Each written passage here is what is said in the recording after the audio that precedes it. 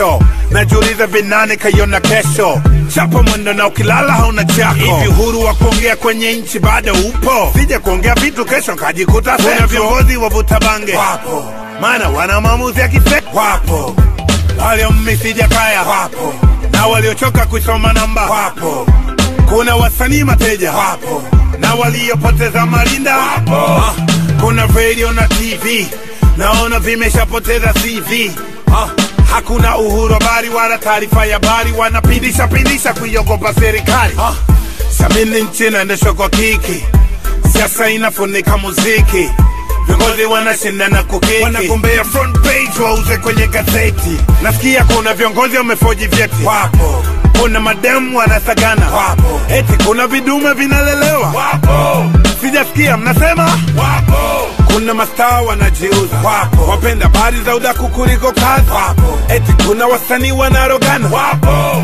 Sijasikia mnasema. Kiongozi mwenye busara anapokea ushauri, anapokea mawazo, weki mbele kiburi. Ayo samani mheshimiwa, hivi unamjua Bashite? Hili ni jipu jipya toka Koromije, limeshaiba na usaa limeshatunga, na kukabidhi sindano ya kulidunga.